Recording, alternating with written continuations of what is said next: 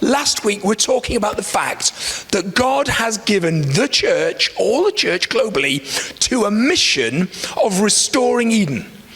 Of God who set up things to be wonderful at the beginning, mankind made a mess of it, and now God is going through a process to restore, repair, reconcile, and heal so that things go back to the way they were at Eden. Now we're going to look at the next part of that. We're talking about the future now. Last week we were talking about the past and the present.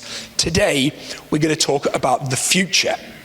Because the Bible talks about that one day there will be a new heaven and a new earth. So understanding our new life, we've understood something about our past, our present, but I want you to understand something about your future of this new life that you have. Isaiah 65:17, the Old Testament promise. I will create new heavens and a new earth. The former things will not be remembered, nor will they come to mind. And then Peter picks up on this in the New Testament. 2 Peter chapter 3. I'm going to read quite a bit from verse 8 to 13. Do not forget this one thing, dear friends. With the Lord, a day is like 1,000 years, and 1,000 years are like a day. If you're waiting for a promise to be fulfilled, I don't think you're going to have to wait 1,000 years. But remember that God's time scale is a bit different to our time scale.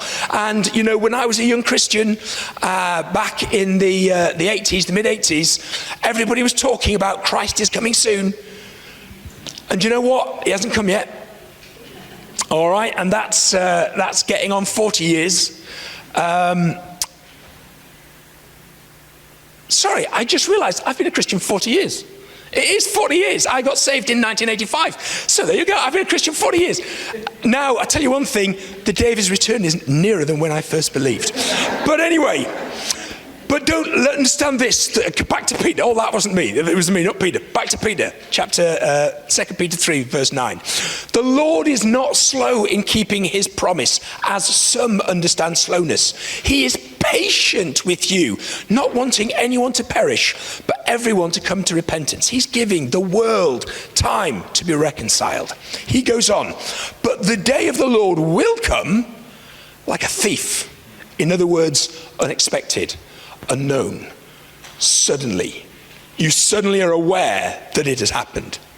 The heavens will disappear with a roar. The elements will be destroyed by fire, and the earth and everything in it will be laid bare.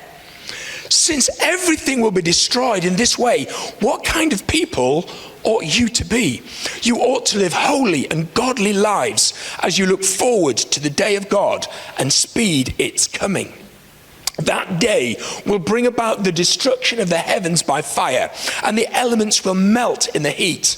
But in keeping with his promise, which promise? The one we just read from Isaiah 65. But in keeping with his promise, we are looking forward to a new heaven and a new earth, the home of righteousness. One day, the heavens and the earth will be reset. You know how you get on your computer and things go wrong and there reaches a point where you turn it off and turn it on again? Well, God's going to do something a bit like that with the heavens and the earth. We are going to need new bodies for this new heaven and this new earth. 1 Corinthians 15:42 says, so will it be with the resurrection of the dead. The body that is sown is perishable. This body, perishable. But the body that is raised is imperishable. It is sown in dishonor. It is raised in glory. It is sown in weakness. It is raised in power. There is a new body that's going to come. And then our main passage that I want to preach from today is from Revelation 21, verses 1 to 5. So John in the past saw a vision. The book of Revelation is a whole vision. And in that vision, he sees the future. And this is how he describes the new heaven and the new earth coming about.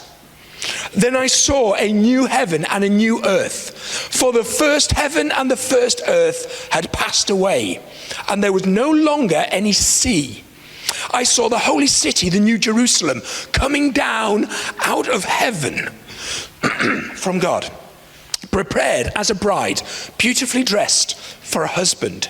And I heard a loud voice from the throne saying, now the dwelling of God is with men, and he will live with them. They will be his people, and God himself will be with them and be their God.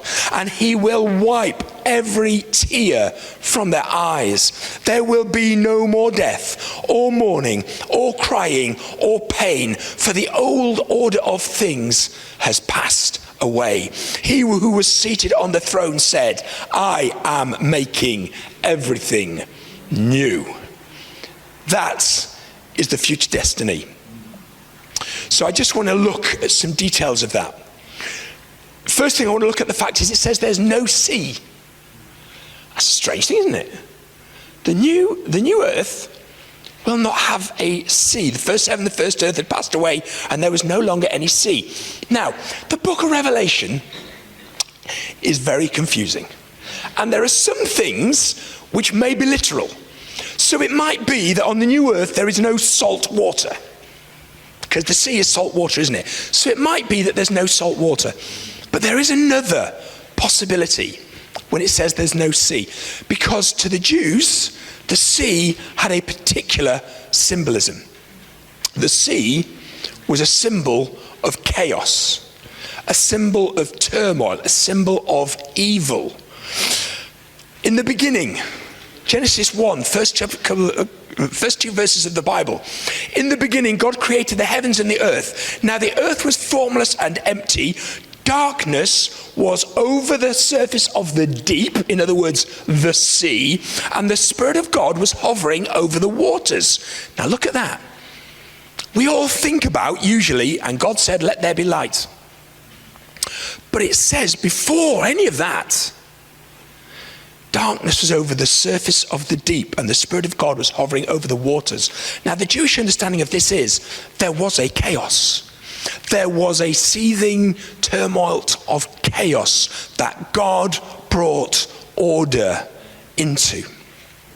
In Exodus 20 verse 4, it says, you shall not make for yourself a carved image, any likeness of anything that is in heaven above or that is in the earth beneath. And then it has a fascinating phrase that I bet you've never noticed when you looked at the Ten Commandments. Or that is in the water under the earth. Now they had this idea that the sea that you could see on the surface is somehow connected to the depths, to the underworld. They have this word, the abyss, the deep, dark depths. It talks about demons in Revelation coming out of the pit. But the word for the pit, we have translated pit, is actually the depths. The same word that is used for sea. They had this idea that the sea was the place from which evil arose. Also in Revelation verse 13 verse 1 it says, I saw a beast coming out of the sea. Now loads of people have ideas about what that might mean, but to the Jews this idea, well, of course the beast arises out of the sea. There's loads of stuff in the Bible about Leviathan, which is a beast of the sea, and sometimes it looks like it's a natural beast, maybe a crocodile or something, but then at other times it's quite plainly some kind of chaos beast. And there is all kinds in that whole region of the world, there's all kinds of mythology about the need to slay the chaos beast from the sea. You get it from the Egyptians, you get it from the Babylonians, you get it from the Ugaritics, all kinds of things. To them, the sea is chaos. But in Revelation, the new heaven and the new earth, there is no longer any sea. There is no place from which evil can arise. There is no place from which chaos can even come. All things have now been brought to order. Now this is what God is like. In Genesis 1, he brought order out of chaos. At the end of the universe, he brings order out of chaos. And in your life and in my life, do you know what he does? He brings order out of chaos. Do you know what? Following God, it just kind of starts to bring order to your life. A life that seems aimless, full of pointless activity, just jumping from one crisis to another crisis. In God, an order becomes established as you follow him. So there's no sea, there's no chaos in God. Second thing that it talks about is the New Jerusalem. Verse 2, I saw the holy city, the New Jerusalem, coming down out of heaven from God, prepared as a bride beautifully dressed for her husband. Now, Jerusalem, let's talk a minute about Jerusalem before we get to the New Jerusalem. Jerusalem was the place that God met with man. And symbolically throughout the Psalms, especially or the Old Testament, it talks about the temple. Where is the temple? In Jerusalem. It talks about meeting God on Mount Zion. Where was Mount Zion? Well, the physical Mount Zion was in Jerusalem. But it also talks about like there's a heavenly Mount Zion, like another place which is like Jerusalem, but not physically Jerusalem. And that's where the New Jerusalem comes in. A New Jerusalem, the new place where God is going to dwell with man. The new place where you would expect to find the temple. Except this time it's not built on earth. It comes down from the new heaven and joins to the new earth, so that the heaven and the earth are joined together in this new Jerusalem. Now, often when people try and draw this or paint it, they do a picture a bit like this, of this bright shining city. And there's descriptions in Revelation 21 of what the city looks like. And it seems like this big high thing on a hill. And maybe it is. But what does the Bible actually say? It says something interesting. It says, the city was laid out like a square, as long as it was wide. He measured the city with the rod and found it to be 12,000 stadia in length. All right? Since I know most of you know what a stadia is, but for the one or two of you who don't, that works out as 1,400 miles. And it was as wide and high as it is long. Now, imagine a city. Along one wall, it is 1,400 miles. Okay, this is bigger than the UK, one city. Along the next side, it is 1,400 miles. How tall is it? Hang on. 1,400 miles high. So it doesn't look like the pictures. Okay? Because the sides would have to be a lot steeper than that if it was going to work out 1,400 miles high. Now, maybe this is literal. Maybe the city has very, very steep sides to it. And maybe that's how it is. But technically, 1,400 miles by 1,400 miles by 1,400 miles, what shape is that? It is a cube. It is a cube, and some people imagine it like this. They imagine it laid out as a square with the city, but actually somehow the New Jerusalem is a cube. Okay, maybe it's like that. Could this be symbolic of something though? Well, here's something. There are basically 3 cubes in the Bible. And only, as far as I'm aware, there are only 3 cubes in the Bible. In fact, you can't, there's a question mark there, because you can argue that the first one we don't know for definite, but it almost certainly is a cube. Let me tell you about the 3 cubes in the Bible. The first one, you remember me preaching about the tent of meeting, the tabernacle, where they used to go and meet with God. And it was in different sections. And the last section, the Holy of Holies, the most holy place, do you know how big that was? It was 10 cubits by 10 cubits by 10 cubits. That's about 15 feet by 15 feet by 15 feet. A 15-foot cube. Now, if you read Exodus 26, verse 15 to 25, we work out it was definitely 10 cubits high, and it was definitely 10 cubits long. The width is probably 10 cubits, but it doesn't tell us precisely how big the corners are, which is the only reason I can say we don't know for certain that one was a cube. So that's the first, almost certainly a cube. The place that God said, make this cube as the most holy place that you meet me. People could go in, well, one person could go in once a year. The high priest, once a year only. That was the only place you got to be directly in the presence of God. Do you want to know what the second cube is in the Bible? Do you remember the temple, the first temple that Solomon built? It specifically says in 1 Kings 6:20 that the most holy place, the special end section where the Ark of the Covenant would be kept, where people would meet with God, where the cherubim and the mercy seat was exactly 20 by 20 by 20 cubits. That is 30 feet by 30 feet by 30 feet.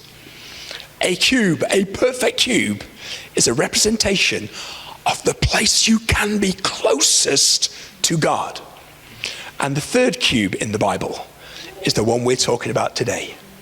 Now, is this actually a cube, or is God just trying to say, you knew how you used to have a 10 by 10 by 10 cube, and that was the only place anybody could meet with me, and it was once a year, and it was only one person.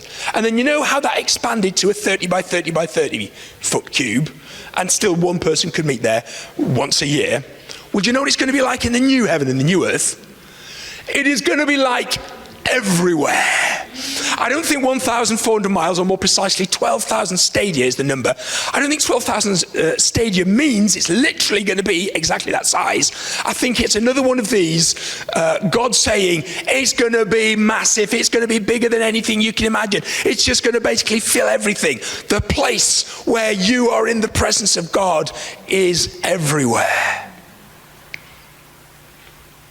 It also describes it as a bride. Now, how can a bride be a city?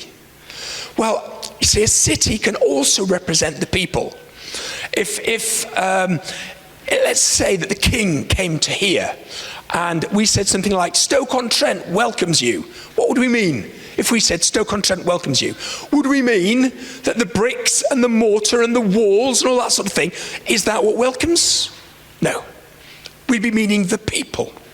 So I think we've got the New Jerusalem, which is a space of connection with God, but I think it's also a people. Revelation 21, 9-10 says, one of the seven angels who had the 7 bowls full of the last 7 plagues came and said to me, come, I will show you the bride, the wife of the Lamb. So we know what kind of bride it is. It is the wife of the Lamb. Who is the Lamb? It's Jesus. And he carried me away in the spirit to a mountain great and high, and showed me the holy city, Jerusalem, coming down out of heaven from God. So in verse 2, he sees it starting to come down. By verse 9, this angel has taken him so he can get a better view, takes him a bit further away so he gets a better view of it coming down. It's the same thing. But he says it is the bride of the Lamb, and the church is the bride of the Lamb. There's more I could say, but Ephesians 5, 31 and 32. For this reason, a man will leave his father and mother and be united to his wife, and the two will become one flesh. This is a profound mystery, but I am talking about Christ and the church. This is one of many places. There's other stuff in Revelation, there's other stuff in Hosea, where it likens our relationship to God as he is jealous of us, and he has a relationship with us, considers us as a bride. We've been talking recently about how God considers all of us to be male in some respects, because we all have the full rights of sons. But in another way, we're all a bit female, because we're all the bride. Okay, so all the men who've been very happy about being the butch, we're all sons. Well, in this sense, we're all the bride. So, in this new Jerusalem, in this new heaven and earth, in some profoundly mysterious way, our relationship with God goes to a new level of connection, a new level of understanding. So that's the New Jerusalem. And then the third thing I want to talk about is just some no mores from this passage. He will wipe every tear from their eyes. There will be no more death, no more mourning, no more crying, no more pain, for the old order of things has passed away. No more. No more. I don't know what you're going through today. You may be going through mourning or crying or pain or even facing death. I look around this room, I don't know if there's anybody here facing a room, but there'll be people who watch this online later who may even be facing death. And God promises to help us while we're on this earth. But there will come a point where we're in a situation where there is no more death or mourning or crying or pain. There is the promise that no matter what we go through here, the day will come when there is no more.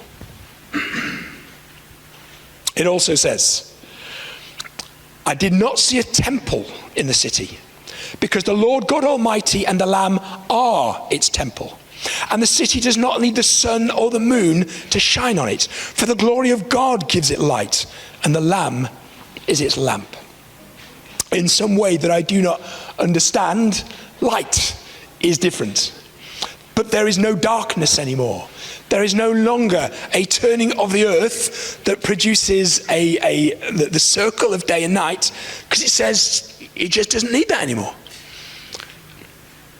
And we were not going to need a temple to go and visit God. We're not going to need a church building to go and be connected with God, because we will be in his presence in a way that we're not now. I know God's everywhere, but in that day, it's going to be, in a way I cannot define, different and better. So, that is what we have to look forward to. Now what does Jesus say the practicality of this is? Because Jesus talks about this stuff as well, especially in Matthew chapter 24 and 25. And he says loads and loads, and he tells loads of stories to try and illustrate it and help us understand.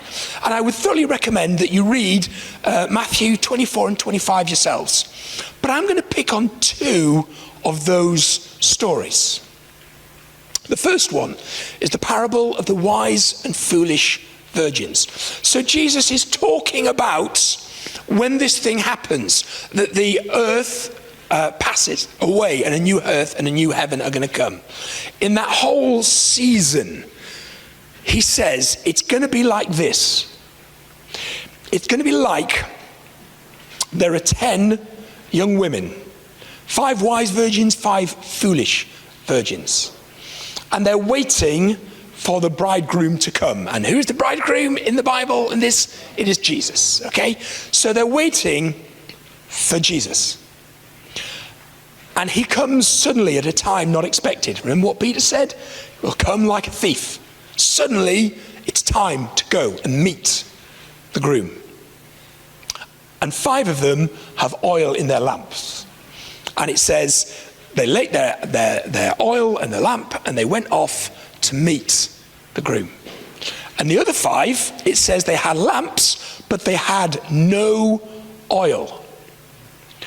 And they light their lamps, and it says, they said, oh, our lamps are going out.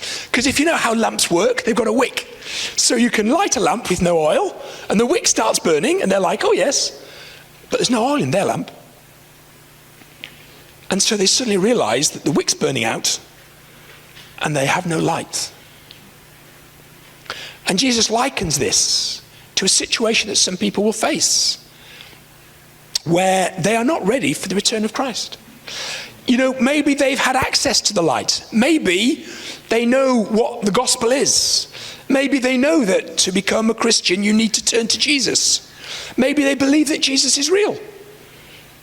But they've never actually done it. They've never received salvation in the Holy Spirit. And at that point, it's too late.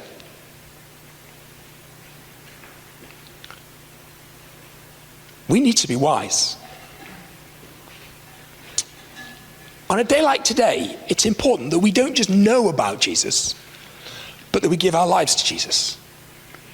We don't just know the truth that the Bible speaks, but that we believe and trust in the truth that the Bible speaks. Because without that, we're just like a foolish person who's got the knowledge but has never acted upon it. And Jesus at the end of this says, you need to be ready. Given that there is this incredible future available, you need to be ready in the way that you live your life today. And then immediately after that, so that was Matthew 25 verses 1 to 13. In verse 14, he starts another story. The parable, I'm calling it the parable of the money bags. Now, we generally call it the parable of the talent, because the word used, a talent, was a weight of money. But the problem is we get confused. We think a talent is like, Britain's Got Talent. Oh, he's clever. He can sing, or he can do a dance or whatever. And so people conflate the two, and they say, so use your talents for God. Well, yeah, there's a thing going on there, but that really is not what the Bible's talking about. It's talking about something much bigger than that. So let's call it the parable of the money bags today. And Jesus says there is a man, a rich man, and he is going to leave the country for a while. And he calls 3 of his servants to him. And he says, while I'm away, I am going to entrust a load of money to you.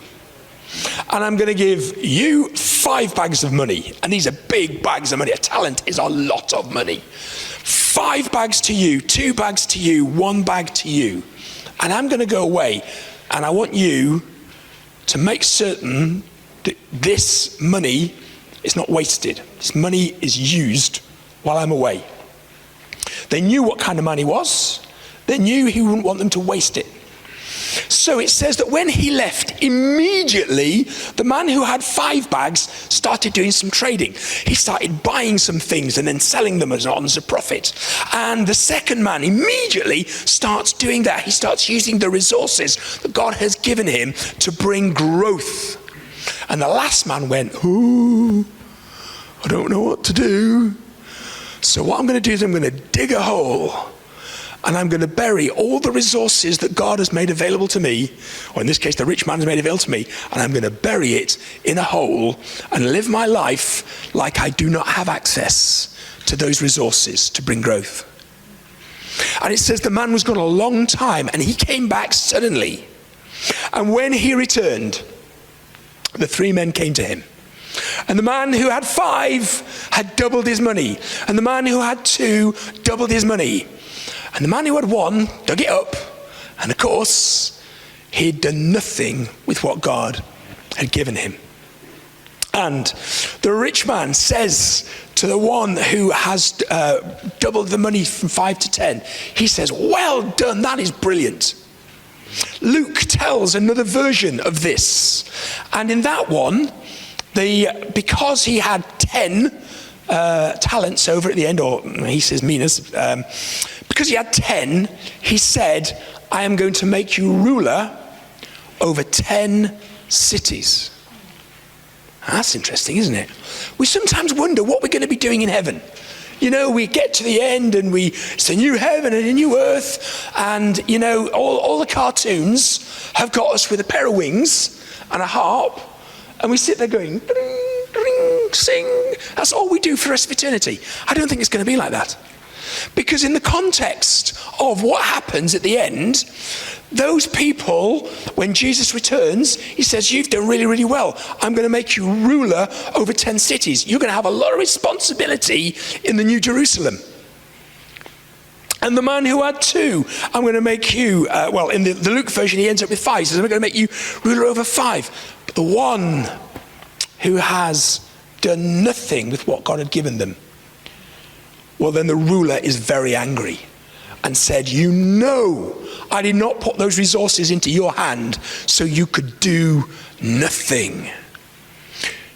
Because you have done nothing with the opportunity that you had, I'm going to take what you've got, give it to one of the others, and you do not go forward. Basically, he says, if we understand that there is this future ahead of us, it should be affecting what we do today, this week. It should be affecting you about what you do with all the resources in your hand, all the knowledge that you have of God, or the knowledge you have about heaven and earth, or the knowledge that you have about church, or the knowledge that you have about coming to Jesus and connecting with God. You have all of these resources. What do you do with those resources? How do you share those resources? How do you grow the kingdom? Because Jesus says this is what we should be doing in this life, given that there is a bigger one to come. So your response. These are what we've talked about. First thing I want you to remember is God brings order from chaos. He'll do it in your life as you follow him right now. and over the weeks ahead, as you follow and obey, more and more order comes out of the chaos of this world. Remember that all suffering will cease. Every injustice will be put right in the end. Everything that you have suffered, everything where you suffered unfairly, where somebody did something to you that was not fair, God will put that injustice right one day. That person's not getting away with it. Either their punishment was taken by Jesus if they become a Christian, or they will ultimately receive the punishment themselves. Nobody gets away with anything. You see, life is not fair, but ultimately God is completely and totally fair and just. Be ready. Be ready. Because who knows when Christ might come. I told you, I've been waiting 40 years. But what if he did come back this week? Would you be ready? And lastly, if you are a Christian, use what you have as you're waiting for that day. It might come in your lifetime. It might not come in your lifetime. But that's not Jesus' point. Never in the Bible does it say, focus on trying to work out when it's going to happen. All it ever says is, you won't really know when it's going to happen. It's going to come very, very suddenly when it does come. But you need to be ready for that moment. Let's pray.